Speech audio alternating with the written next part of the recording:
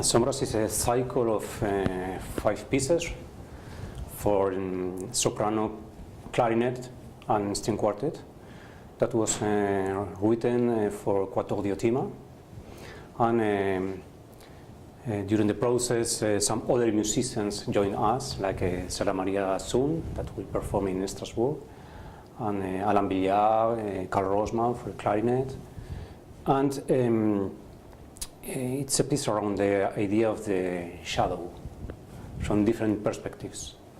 Well, it's not a piece, it's a cycle of 5 pieces.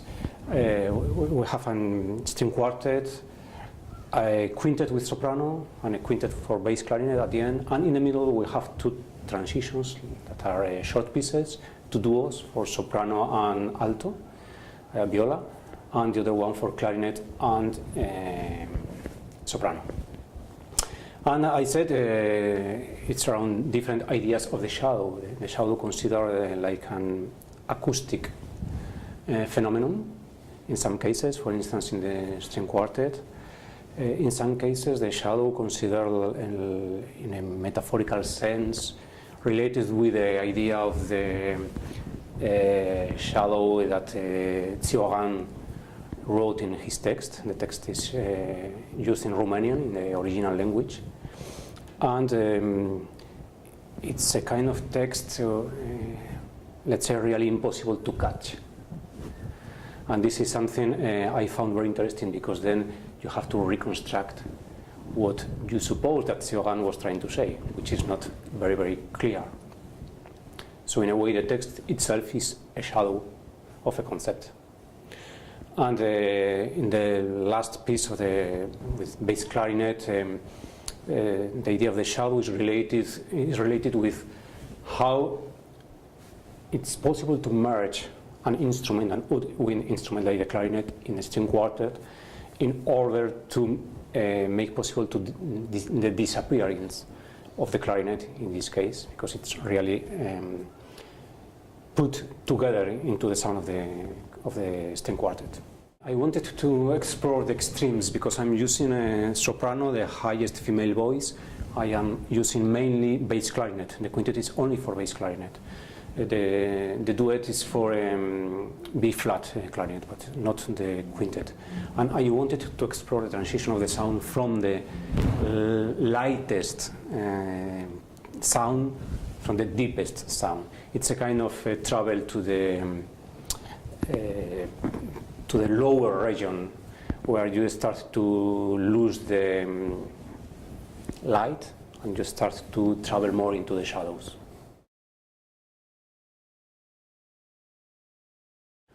Well, Kerguelen is a piece for woodwind trio. It's flute, clarinet, and oboe, and orchestra.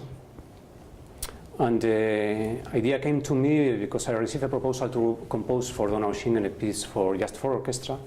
But those days I was wondering myself if I was able to transfer the concept of micro-instrumentation that I had already applied for solo pieces into a bigger format. So then I proposed to write a concertante piece for 3 soloists and orchestra. And the idea was to transfer this microscopic level of the sound from solo pieces to a group of soloists.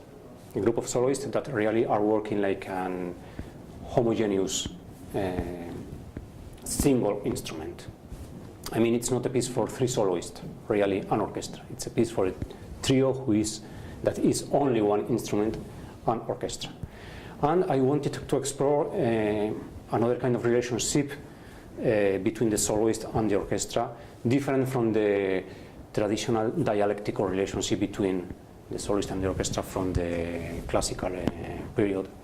And I wanted to use the soloist like a kind of highest part of the wave that we have in the sea, emerging from the sound of the orchestra.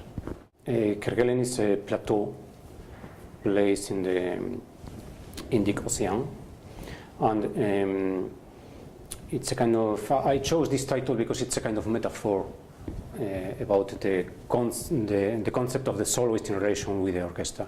Because in this plateau you have a great part underwater, and only a small part emerging out of the water.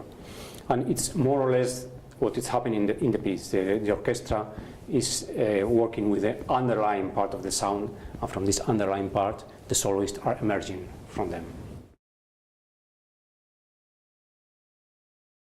Originally, the piece was written for a clarinet, saxophone, and string trio, and now I'm writing a version for oboe instead of saxophone.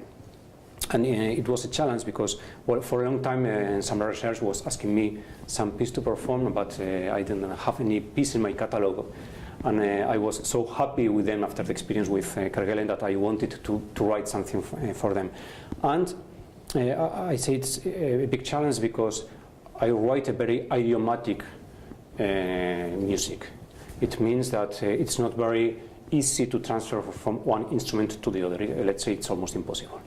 And so there was a challenge to how to transfer something which was really thought for the saxophone to another instrument, like the oboe that has another possibilities, but different possibilities. La Lumière du Noir is a piece for ensemble, and it was written after an exhibition I could visit right here in Centre Pompidou. I think it was in 2009, more or less, and it was around the paintings by Pierre Soulages. And I was really fascinated. And I was really fascinated because I understood something that before I was not able to understand. It was his concept of haute noir. And I discovered this